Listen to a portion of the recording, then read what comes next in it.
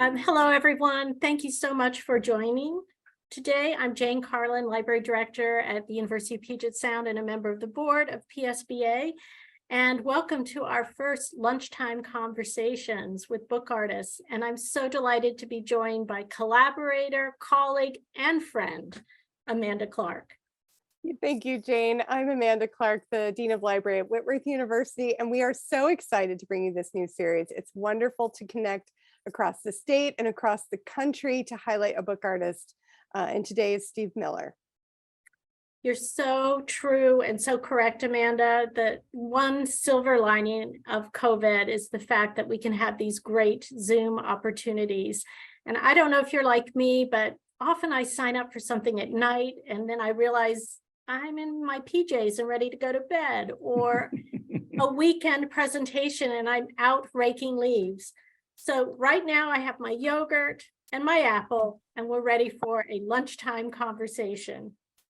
I know what you mean, Jane. Most of us are taking this midday break to relax, and we have about a 50-minute program ahead of us. Our format will be casual and conversational with our guest speaker. It's a short presentation with visuals, and then we'll have some Q&A. In January, we'll be sharing a full lineup for 2023 of our lunchtime conversations, including one with Amanda about the newly formed Inland Book Arts group in Spokane. But for now, it's a delight to turn the program over to Amanda to introduce Steve. I'm happy today to introduce our speaker, Steve Miller, who founded the Red Osier Press in Madison, Wisconsin in the 1970s. He has been a prolific book artist, printmaker, letterpress, tradesman of all kinds of crafts since the 1970s. We're going to get to hear about some of that today. I know Steve, of course, from the University of Alabama, where he is well known for his work with the MFA Book Arts graduate program there, and founding the Red Hydra Press while there. New York has worked in, New York. Steve has worked in New York. You are the whole city, Steve. And you've been president of the UA Senate several times. He's co-director of PBI, Paper and Book Intensive, in the past, as well as a board member for Penland School of Craft. I'm very excited to hear about that today. He's known also for his work with College Book Artists Association. So we are in for a treat.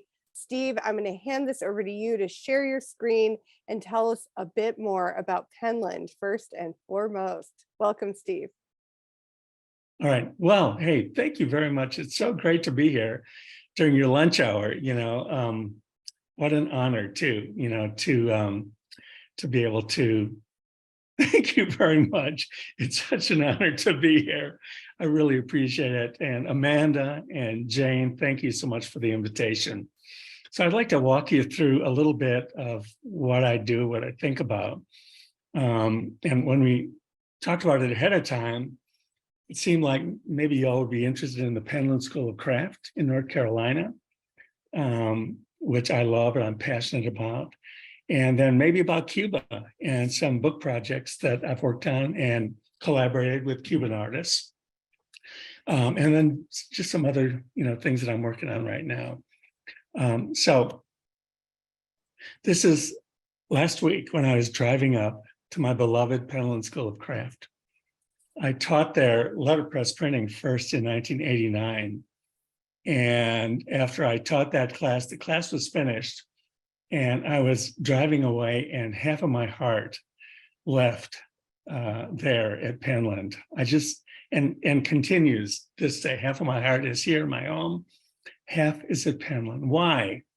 There are a whole bunch of studios there. Iron, drawing, painting, surface design, clay, glass, on. And what happens 24/7 is these studios intensely working, but also a lot of cross-fertilization between studios. And that's absolutely what I love. At breakfast, you have the pleasure of looking out over these mountains. So I'll say it. Aside from me, the cool factor is really high. There, this young lady is in the glass studio, right? And I loved meeting her. She was a very inspired young person. The metal studio, this is iron. This is a place where, and you'll appreciate this, you see people of all ages, women, men, everybody just pounding their hammers away. And when I asked the questions like, do you have to have a lot of strength, to like pound this stuff into shape? I said, absolutely not. It's really just kind of the motions that you make and the tools that you use. So I love going up to iron and seeing what's going on. But for me, my beloved studio is letterpress and print. This was last week when I was getting ready, in the studio for a Board of Trustees meeting this last weekend, where we were going to demonstrate for the trustees so that they would be able to do printing at one press of some type and printing at another press of a beautiful copper plate. This was the press right next to me, where this young woman was trying all these color combinations for a print that she was making and some type that was going to be added to the print. That's her in the background, actually. This is Adam Leachma, who's the studio coordinator for print and letterpress, and he was working with me. Together, the two of us would help these trustees to come through and learn a little bit more about letterpress.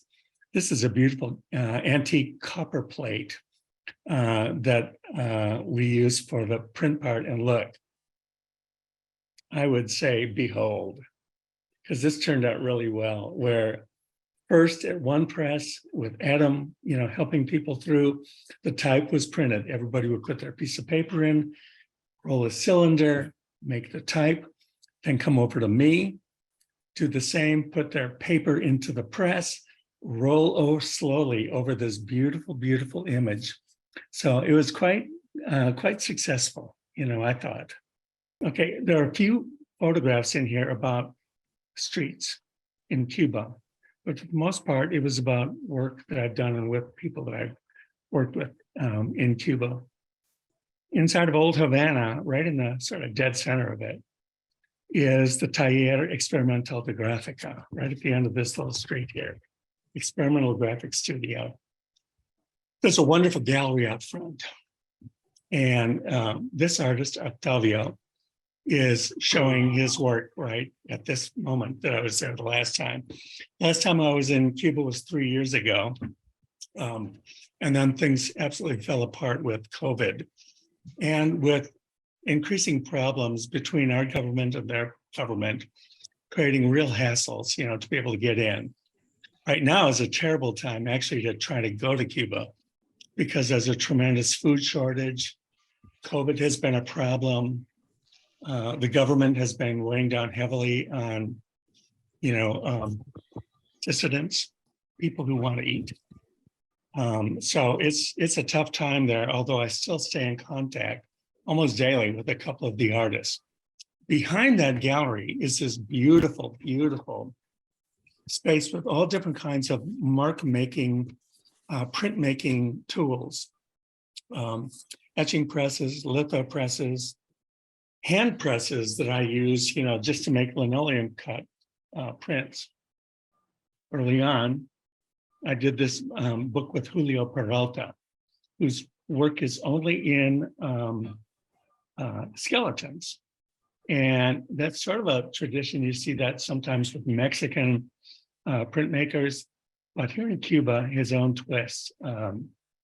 So I've loved working with this fellow. This is him. He's short, kind of Picasso-esque in stature, a big personality, always with a great big cigar. And fun to work with, doesn't know a lick of English. So between the two of us, after my first couple of trips there working with translators, I was able to just wing it, between artists, we have a kind of a language that is beyond language, really. It's an understanding. At one point, I asked Julio, I said, have you ever worked with dogs, or could you work with dogs? Because there are all these feral dogs that live underneath, tables and, underneath these big old stone columns. at night, they're the saddest things ever.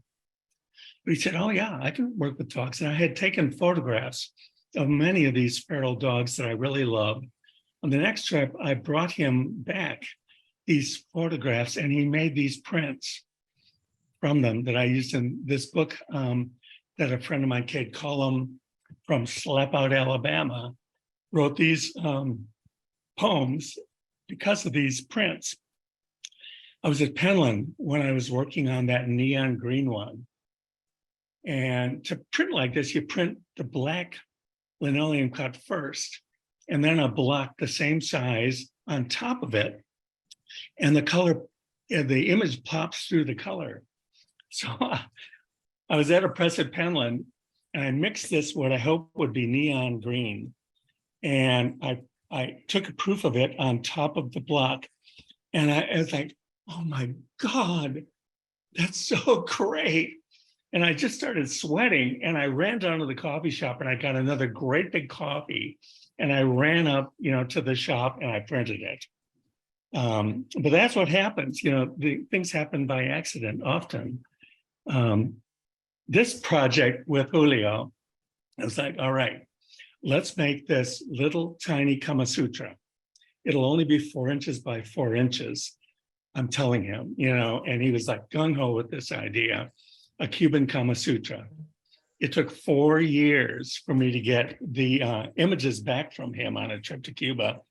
And this was one of them. I cannot actually show you the rest of them because it would be just too much, and it's too much at lunchtime. But what turned out to be, these are giant prints. I mean, they're really giant. So suddenly the book became a giant portfolio with text by me of how this collaboration went. Okay.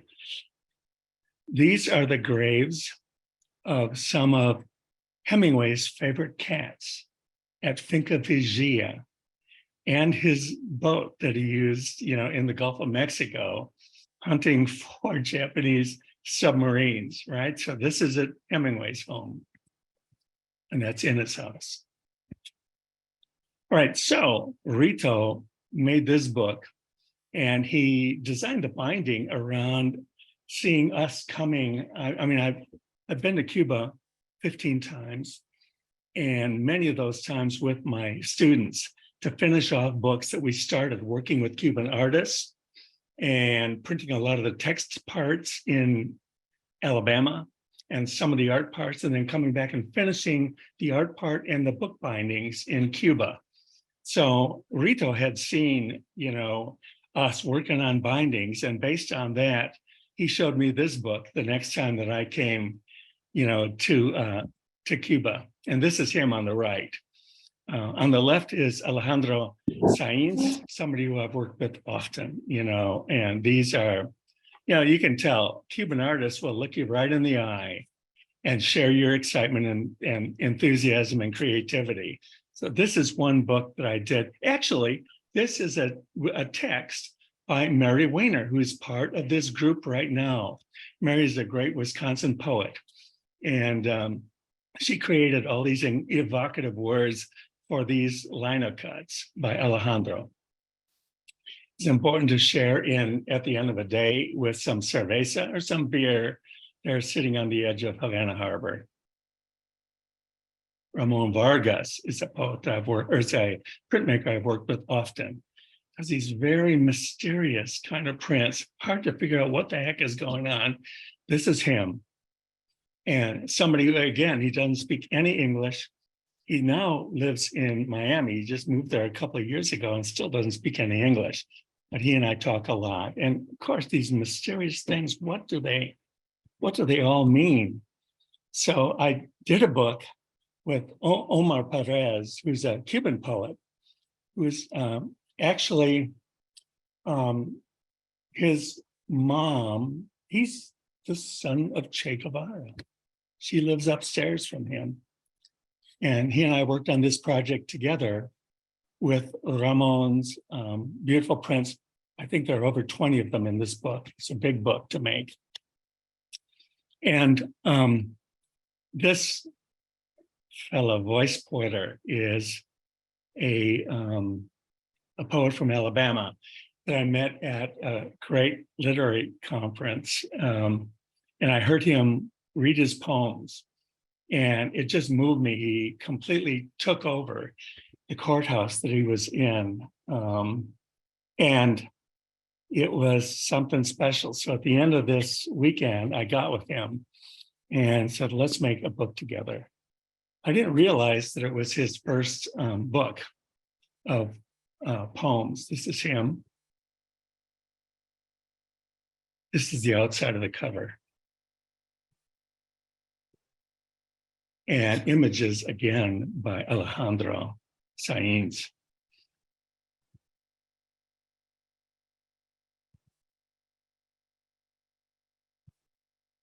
What I didn't realize, I went, to Birmingham and to a Starbucks there, and he and I met for him to be able to see the finished book.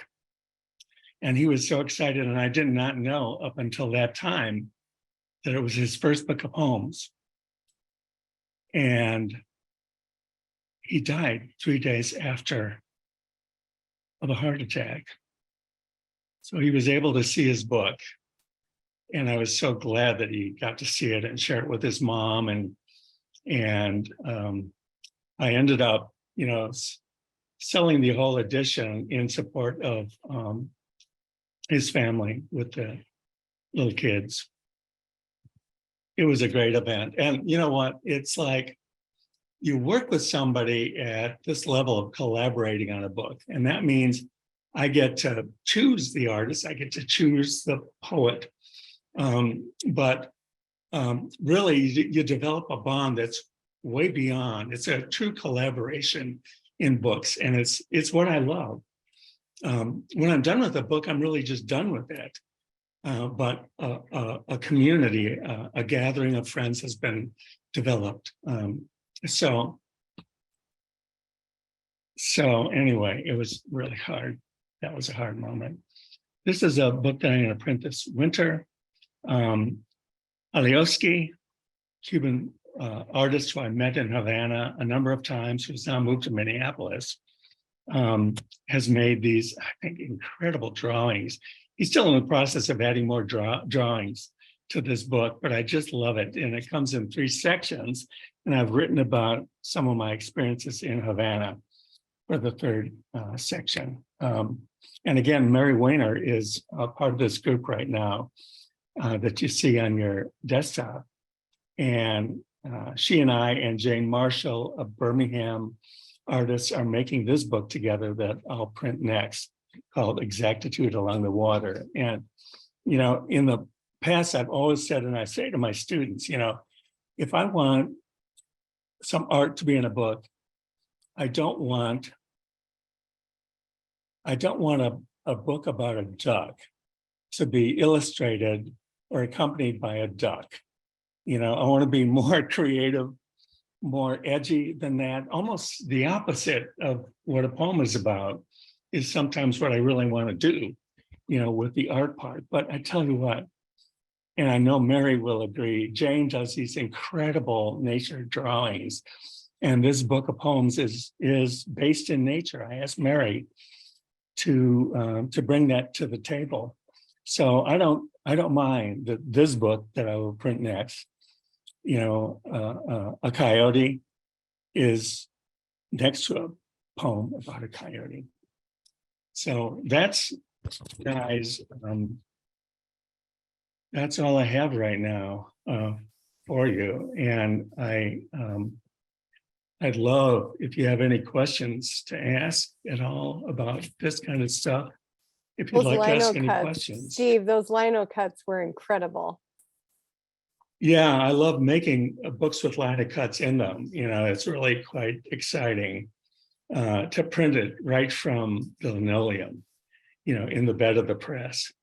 Sure. And in case you all haven't figured this out, every book is printed, 2 pages of spread at a time, and every time there's a new color, the press is cleaned up and re-inked. And my edition sizes are anywhere from 45 or 50 to 150. And I've decided that fewer copies are better because it just gives me more time. It's less paper to have to cut down. It's, it's good. It is good. We might have to revisit some of those images at some point if somebody has a question about one.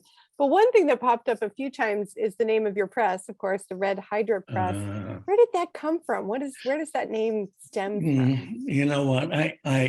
The first book that I made was in 1976. So however many years ago that was, it was a while ago. And that was under my first imprint of Red Osier Press. And in Wisconsin, you all know about snow. Mary knows about snow big time.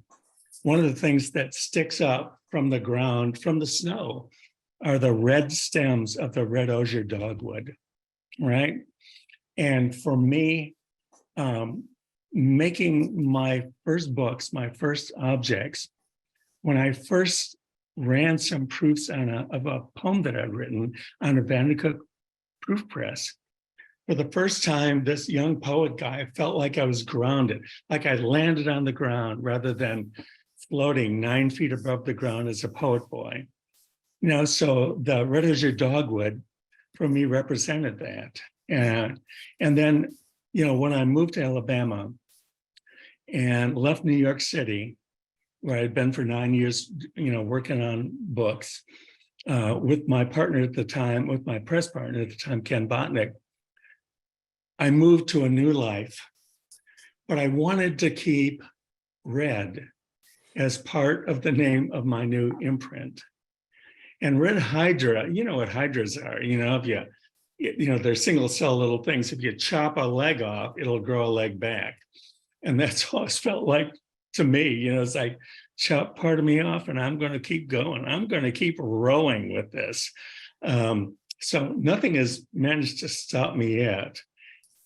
I'm just, not yet. There's no stopping. You mentioned your first press partner, and I'm curious if you could speak about mentors in your life or those who've really inspired your work. Well, Walter Hamady, as a poet boy, I had seen handmade books at the University of Wisconsin. There was a beautiful exhibition of Walter's work. He was on the faculty in the art department there. And he made books by hand with poets who were giving him his first edition manuscripts to make into books, accompanied by beautiful art, handmade paper that he had made. And I saw these at this exhibition and I went back every single day. It freaked me out. It was so cool. And I knew some of the great writers, right? And so a few years later, when I got my courage up, I went to him after I got out of college there. I went to him, said, could I please take your letterpress printing class? And he allowed me. We had a poet friend in common, Diane Wachowski. So he allowed me to come in. And within 3 months, I tell you what, I went up to Chicago with a friend's flatbed truck and I bought a printing press and I tied it down with twine and drove back, and it hit a bump and the press fell on its side. But I got it to Madison. We righted it. It was fine. We carried it up 2 flights to this old hotel, and I established my first imprint there, with Red Osier Press. So he inspired me greatly. He taught me how to print. He challenged me. He was a tough guy. And then Ken came on, he was my buddy, an undergraduate in business school, sensible business school at Wisconsin. And he gave me actually my first paper cutter for my press. So we were friends, and I finished a book with Allen Ginsberg, and I needed to get his signature on the colophon pages. And he was at Naropa Institute in Colorado. And so I went to Ken and I said, Ken, we got to go, like this weekend. We have to drive to Colorado from Madison and to see Allen Ginsberg. And Ken said, but I've got finals this next week. I said, Ken, Allen Ginsberg finals? Hello? And so, yes, we drove, and Ellen taught us, how to sit, and then he signed. But Ken was, Ken, when I finally moved to New York City, and we moved in together into this loft space, and within a couple of months, he had a sensible job. He got out of that. I taught him how to print, bind, and then we were partners. And that it was great to share the work with him. That's awesome. The color red follows you everywhere because you ended up at the University of Alabama, which is the crimson Roll tide. Tide, So baby. there you Yes, go. exactly. Yeah. Oh, Mark in the room here wants to know where we can see more of your work. redhydrapress.com. Okay. And if we want to see it in the flesh, the real thing? There are various places where it is. I think Sandra Krupa has a bunch of the books. They're all over the place. Yeah, I for the guess Tacoma people, University of Washington, Sandra yeah. Krupa's collection would be near at hand. Yeah, That's they're great. near, and she has a bunch of them, especially the earlier stuff. Yeah. That's great. Ooh, early stuff's always fun. It's fun to watch that legacy of an artist. I know. So when you were in Alabama that you started going to Cuba? We have a few questions about Cuba, sort of about your impressions, but how you ended up going there, and then these collaborations, more about that. It's kind of hard to believe, but I had been elected. It was important to me to get around campus and see what was going on. It's a big campus, 1,400 faculty members. And I was elected 4 different times to be president of the faculty senate at the university. Go figure. I have no idea why, because I'm just me, right? I'm a book artist. But I would start out every session, with poems by Mary Oliver or whatever. But at the time, an attorney at the university who loved Cuba arranged the first gathering of deans to go to Havana to work with the University of Havana and establish scholarly contacts. And I got invited along because my dean couldn't go. And, so we were, and I made contact with a Cuban sculptor ahead of time who spoke English by, online. And so in the first half day of those meetings, I was like, you know what? Deans love these meetings, right? They love to sit around and meet, but that's not for me. And so I after the half day, I like, okay, I'm going to contact Arturo. He met me. I said, Arturo, we need to go rent a car because I've got a list of Cuban printmakers that we need to go and visit. I want to see what's being done there. And so we did that. And I didn't realize the deans were all very nervous about me going, renegade in Havana. And what I didn't realize is after a few hours of getting that car, they presented the keys, to Arturo, who said, I can't drive. I've never driven. And he gave the keys to me. Well, I'm on the loose in Havana, like 2 million people, all being crazy, and horses and scooters and bikes. But we managed to meet a number of these printmakers. And like I said before, what I discovered was with the artists in Havana, people who would look you in the eye, smiling, happy to meet other artists, other bookmakers, who clearly were interested in collaborating. And it was based on that first thing. I came back home and I was like, damn, I want to take my students there. They need to see what I've just seen, the excitement of artists there in Havana. And about 2 weeks after I got back, I bolted up in bed at 6 o'clock in the morning. It was like, oh my gosh, I know exactly what I want to do. I ran into school. I found where Billy Collins was teaching at Lehman College in New York. He was the poet laureate of the United States at the time, and whose poems I loved. And I emailed him. I said, I've got this project in mind. I've got this Cuban artist in mind. What I want to do is take 12 of your poems, have them translated into Spanish, work with this Cuban artist. We'll do part of the work in Alabama. We'll do all the finishing and the binding work in Havana. And then we'll donate almost all of the copies to the University of Havana libraries to be distributed around the island. what do you think? And within a half hour, he wrote me back and he said, that's a great idea. Let's do it. And so we did. That became the first of a number of projects that I've done with Billy, but it was thrilling. And I guess I've gone there maybe 6 times with students to finish off books where they knew this was big time. No time to be a slacker. You have to be on your game to do books at this level. And they always have been. It's a lesson to the students. You work really hard.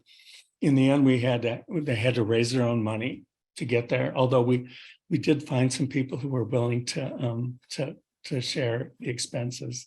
With the first Billy Collins one, I was fully supported, and the students were supported by some people from around the state here who kicked in.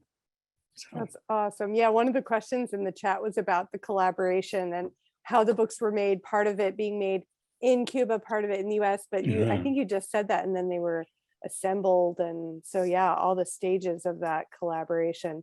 There's another question about Cuba and tours and the pandemic sort of shutting things down, and if they're opening back up, is it possible to visit? What's the current situation and your work with Cuba? What's the current situation? Yeah. Well, I'm continuing, like I'm working, with Alioski on this book now, and I'll go back to the well of my artist friends over there to continue to work on projects. But right now it's tough. It's very tough. Food is hard to get. Regular Cubans have to wait in line for hours, hopefully to find some food at the other end of the line to be able to get. So things are very, very tough. And for me, I would not go there right now because I'd be staying at a hotel where there'd be food, and I don't want that to be in the face of my friends and colleagues there. Before the COVID thing hit, I helped take 2 groups of Penland people there to Cuba on special Penland tours. Both of them were really great, very successful in all aspects of culture, in Cuba. So those were great visits, but they were at a time before COVID and before this, terrible problems there. Now, I heard of, there a University of Alabama group went there about 3 months ago when things were starting to get tough. No, 2.5 months ago when things were just starting to get really tough. And they had to tough it out. And to me, it was not a good decision to make that trip, but they did. Ego, and all. Right? Yeah. Of course. Of course. Did you ever finish that beautiful, as you called it, the Cuban Kama Sutra? And we were joking in the chat that we need to have an after hours version of these lunchtime chats so that we can see the with a drink, spread. maybe. But did that get completed? And does it stay in the large format, or were you able to make the mini it's books? large. It's giant. It's like 9 inches by 13 inches. So it became giant. And the last thing I know was Anna Embry, who was my colleague at Alabama. I showed her these prints and I said, should I try to squish these down to make it a small piece? She said, absolutely not. They're so powerful, Yeah. So they're in a portfolio, each separate print, plus a foreword that I've written about the craziness of that collaboration and how long it took and how exciting it became. Absolutely. And we loved Carrie asked a great question in the chat. Carrie, if you want to speak your own words with your own voice, I'm totally open to that, but I'm also happy to be a mouthpiece for the shy. Oh, come on, Carrie.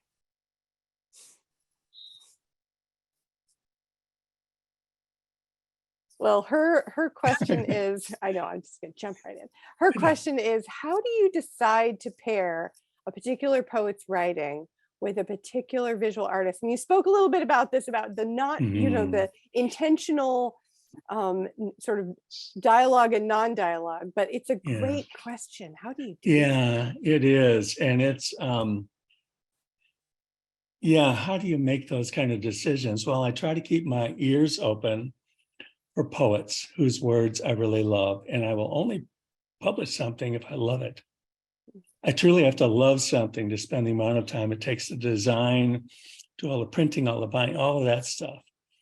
And then I keep my eyes open, for work that I see by people who I might want to work with. The worst possible thing happened, early on, where the artists that I chose, it just did not work in the end, what they presented to me from the text. And so I had to say, I'm sorry, but no. And then the second one didn't work either. I'm sorry, no again. And the third one was perfect for it.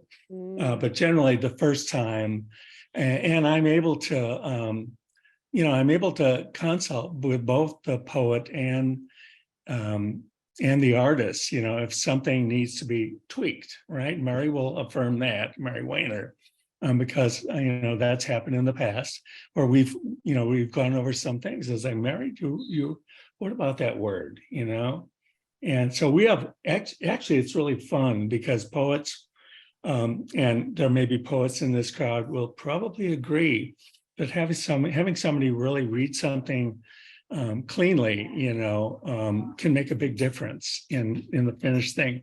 And I just gave my manuscript to Mary, and a couple of weeks ago, she and I got together, and online, and she completely transformed how I'm laying out that book and the spaces between stanzas and particular words, and so, you have to trust that person.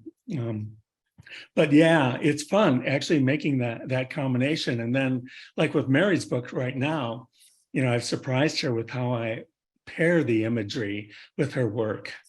And so she was surprised and the artist was surprised, and so was I. It's going to work out, I think. Okay, well, I can't miss this opportunity to put Mary on the spot and flip the Yeah. tables and Oh, ask boy. Mary what it's like to work with Steve. Was that true? Oh my goodness. It has been so much fun.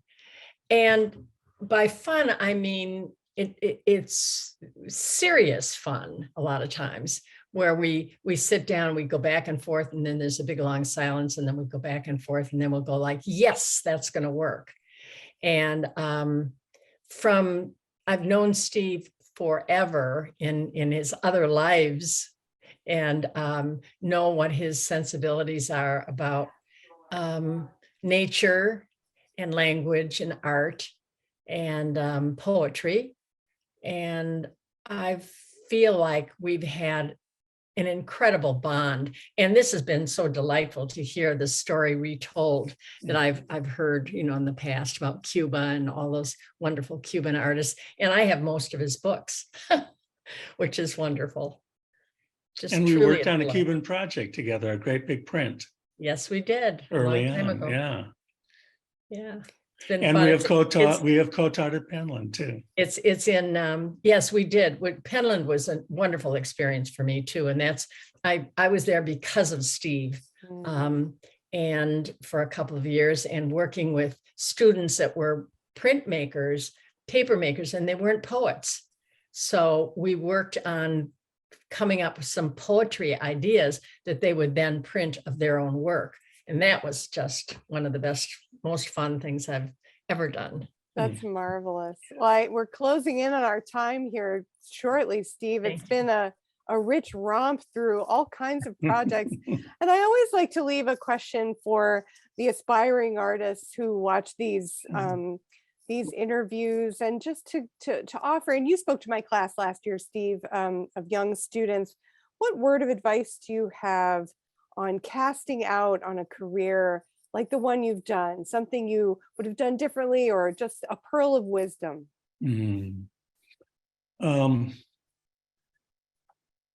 Yeah. I have met plenty of people, young people, who kind of ask that same question. And for me, maybe foolishly, it has always been, when you see flags come up of opportunity, take them. Don't be afraid, You never know what that veer in the road is going to lead to. And I have to say that I've taken a lot of those turns in my life, and they have all been productive, important, and have led to next chapters for me. So, you know, when I made my first book, my first book of poems, right? In 1976, I decided, never having been flown on an airplane before, that I would get a ticket and I would go to Washington, D.C., and I would go to the Library of Congress, to the librarian in the special collections area, and take my book and see if he wanted to buy it. Why not? And he did. His office was bigger than my house here, right? And so it's like, okay. And then I went to New York City. I took the train, went to New York, and I went to the two coolest, you know, literary bookstores that I knew about, and they both bought copies. And I went back to Madison. I was like, wow. I mean, okay, it's not because of money that I'm going to continue, but it sure was a nice sign, you know, that I'm on an okay path, right? That's awesome. Lucia, I bet the answer is the same to your question of advice for aging artists. I bet it's the same. Go through that open door, right? No, Steve? exactly the same. And you know what? Mhm. I've talked with Mary about this. I would really love to be a painter. I'm a little afraid of that, you know? And I asked Desmond, who's my spouse here, you know, do you think I should become a painter? And he said, no. And it's like, oh, okay, great. Let me ask Mary. That's awesome. Well, Steve, You know? Jane is going to close us up here, but this was pure delight. You may not see the chat, but there are accolades and joy coming from the chat. Jane, will you say a few words of farewell for us? Well, Steve, I can definitely say that there will be some books in Tacoma for everyone to look at Awesome. very Great. soon. Great. So inspiring. When you talked about the project that you implemented with Billy Collins, just amazing. And that's a great example of just taking that leap. Just do it. I can also say, having spent my entire career in higher education, I definitely know why you were voted chair of the faculty 4 times. It would be a delight and pleasure to work with someone so inspiring. Thank you for making my lunch hour inspiring and my entire week so meaningful. For everyone who joined us, I hope that you like this format. We can't wait to have our next presentation coming soon. And I want to wish everybody a happy holiday season. And again, virtual applause for Steve and Amanda. What can I say? You're the best facilitator ever. Well, I'm definitely a bright light in the world. Let's put it that way. Thank you, everyone, for joining us. Thank you. Oh, Thank you, appreciate Steve. it. Thanks, Okay. everybody. Bye-bye.